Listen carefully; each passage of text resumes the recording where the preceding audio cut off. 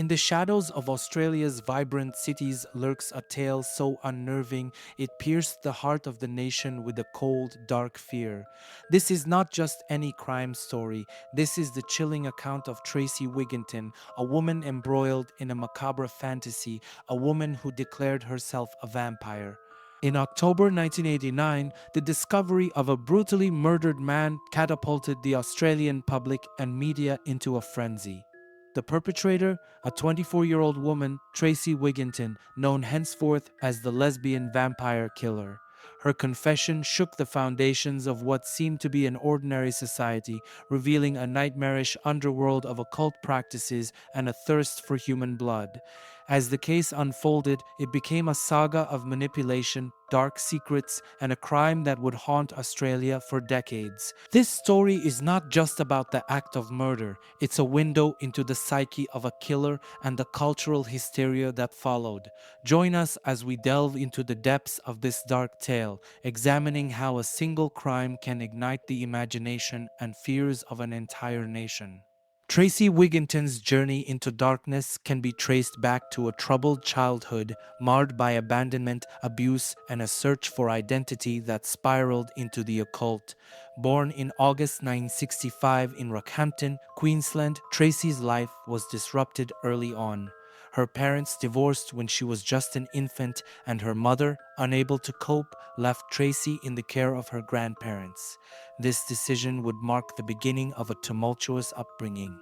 Her grandfather, George Wigginton, a businessman of local renown, and her grandmother, Avril, adopted Tracy, offering her a home.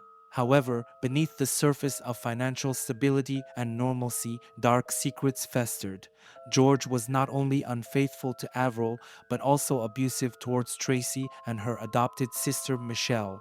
Avril, aware of her husband's transgressions, directed her frustrations and anger towards the children, particularly Michelle, subjecting them to severe physical abuse. The household, rife with violence and neglect, became a breeding ground for Tracy's growing resentment and despair. By the time she was a teenager, Tracy had begun to withdraw, seeking solace in the darker corners of literature and the occult. Her interest in gothic themes, witchcraft, and vampirism offered an escape from the grim reality of her daily life. This fascination with the macabre was further amplified by her struggles with her sexual identity and the social ostracization that came with it. As Tracy navigated her teenage years, her behavior became increasingly erratic and rebellious. She adopted a gothic appearance, dressing in black and delving deeper into the study of occult practices. Her academic performance suffered, and she was eventually expelled from her prestigious private school, a move that only served to isolate her further from mainstream society. The early signs of trouble were evident, from her withdrawal from family and friends to her fascination with death and the supernatural. However, these were more than just teenage rebellion, they were a cry for help that went unheeded.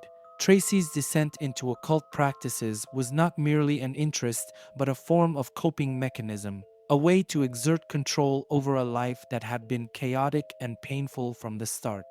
By the time Tracy Wigginton reached adulthood, she had fully embraced an identity that was shaped by her early experiences of trauma, neglect, and abuse.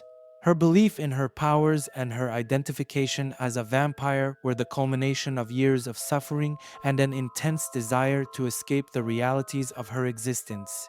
This dangerous blend of personal turmoil and occult obsession set the stage for the horrific crime that would soon unfold, a crime that Tracy believed was her destiny. On the night of October 20, 1989, Brisbane, Australia, became the backdrop for a crime that would etch itself into the annals of the country's most horrifying cases. Tracy Wigginton, a 24-year-old woman with a dark fascination for the occult and vampirism, orchestrated a plan that would culminate in the brutal murder of Edward Baldock, a 47-year-old council worker and father of four. This tragic event was not a spontaneous act of violence, but the result of meticulous planning, manipulation, and a desire to fulfill a grotesque fantasy. The evening began under the guise of a typical night out as Tracy, accompanied by three friends Lisa Taskinski, Kim Jervis, and Tracy Waugh, ventured into the nightlife of Brisbane. However, unbeknownst to many, Tracy had divulged to her companions her desire to drink human blood. This macabre confession was met with a mixture of disbelief and morbid curiosity by her friends, who had become entwined in Tracy's manipulative web. Tracy had convinced them of her supernatural powers and her identity as a vampire, exerting a controlling influence over the group. As the night progressed, the group's search for a victim led them to Edward Baldock, who was making his way home after a night of drinking with friends. Baldock, visibly intoxicated, became an easy target for Tracy's sinister plan. With a convincing ruse, Tracy and her accomplices offered Baldock a ride, a gesture he accepted without suspicion. The car, driven by Taskinski, headed towards Orley Park, a secluded area chosen by Tracy for its darkness and privacy. Upon arrival, Tracy and Lisa escorted Baldock to the riverbank under the pretense of sexual activity. It was here that Tracy's true intentions unfolded. With a knife she had brought along, Tracy launched a savage attack on Baldock, stabbing him 27 times in a frenzied assault. The violence of the act was stark and brutal, leaving Baldock to die from his injuries. Tracy's friends, who had remained at a distance, became unwitting accomplices to a crime that was both shocking and incomprehensible. Following the murder, Tracy, in a chilling display of calm, cleaned the knife in the river and returned to the car with her clothes stained in blood. The group left the scene, abandoning Baldock's body, which would be discovered the next morning by a jogger. The aftermath of the crime left a city in shock and a nation grappling with the realization that such darkness could exist among them. The murder of Edward Baldock was a calculated act fueled by Tracy Wigginton's twisted desires and her ability to manipulate those around her. The events of that night were a harrowing testament to the dangers of unchecked fantasies and the devastating impact they can have on innocent lives. Tracy's actions were not just a betrayal of the trust Baldock placed in his assailants, but also a stark reminder of the depths of human depravity. In the wake of the crime, Tracy and her accomplices were apprehended, and the full extent of their horrific deed began to unravel, sending ripples of horror and disbelief throughout Australia.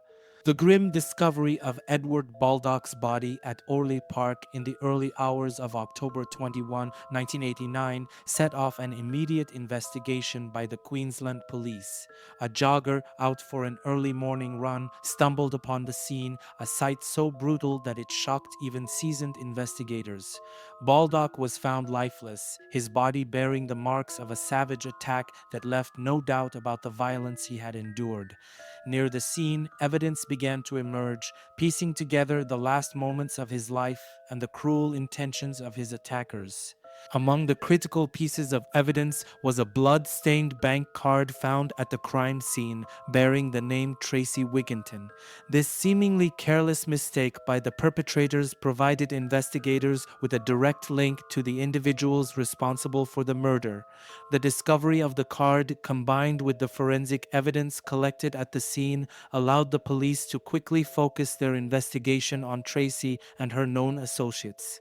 The police wasted no time in tracking down Tracy Wigginton. Upon questioning, her initial attempts to deflect and mislead investigators quickly crumbled. The weight of the evidence against her was overwhelming, and the inconsistencies in her story only served to deepen the suspicion of her involvement. Tracy's accomplices, too, found themselves under intense scrutiny. As the investigation deepened, the bonds of loyalty among the group began to fray, revealing cracks in their united front. Lisa Taskinski, one of the accomplices, became a pivotal figure in the case as she chose to cooperate with the authorities. Overwhelmed by guilt and the reality of the situation, Lisa provided a detailed account of the events leading up to and following the murder. Her testimony, corroborated by forensic evidence and the accounts of the other accomplices, painted a chilling picture of Tracy Wigginton's influence and the collective descent into violence. The arrest of Tracy Wigginton and her accomplices marked a significant breakthrough in the case. Charged with the murder of Edward Baldock, the group faced the prospect of severe legal repercussions for their actions. The evidence against them was compelling, built on a foundation of forensic analysis, eyewitness accounts, and the damning confessions of those involved. As the case moved to trial, the details of their heinous act were laid bare, leaving the public and the judiciary aghast at the depth of malice and premeditation that had led to such a tragic loss of life. The investigation into Edward Baldock's murder was a testament to the diligence and resolve of the Queensland Police. Through meticulous detective work and the cooperation of key witnesses, they were able to bring Tracy Wigginton and her accomplices to justice, providing some measure of closure to a case that had shocked and saddened the nation. The trial of Tracy Wigginton for the murder of Edward Baldock captivated Australia, not just for the nature of the crime, but also for the defense's approach in court. Claiming diminished responsibility due to mental illness, Tracy's legal team presented a narrative filled with tales of vampirism, occult practices, and a troubled psychological history. Despite these claims, the evidence of premeditation and the gruesome details of the crime painted a damning picture. Ultimately, Tracy pled guilty, and the court sentenced her to life imprisonment, highlighting the severity of her actions and their impact on the victim's family and the wider community. The media played a pivotal role in shaping the public perception of the case, often sensationalizing the vampiric aspect to sell stories.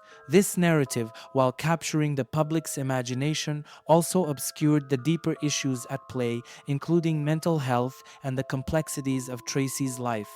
The sensational coverage contributed to a mythologized version of Tracy Wigginton, overshadowing the real human tragedy of Edward Baldock's murder. Following her incarceration, Tracy Wigginton's life remained a subject of public fascination. After serving 22 years, Tracy was released on parole in 2012, having reportedly shown significant rehabilitation efforts. Her post-release life has been characterized by a desire for anonymity and a struggle with the legacy of her past actions. The public and media interest in her case persists, reflecting ongoing curiosity about her motivations and the profound impact of her crime. In reflecting on this case, several key points stand out: the tragic and senseless loss of Edward Baldock's life, the disturbing influence of occult beliefs on vulnerable individuals, and the sensational media coverage that often prioritizes spectacle over substance. This story is a stark reminder of the human capacity for both evil and redemption, challenging society's perceptions of crime, punishment, and rehabilitation. In conclusion, the case of Tracy Wigginton serves as a cautionary tale about the dangers of unchecked mental illness, the influence of dark subcultures, and the power of media sensationalism.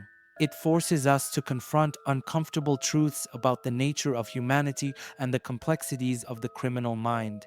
As we reflect on this case, let us remember the victim and consider how society can better address the underlying issues that lead to such tragic outcomes. If you're fascinated by the complexities of true crime and the human psyche, don't forget to subscribe for more stories that delve deep into the darkest corners of criminal history.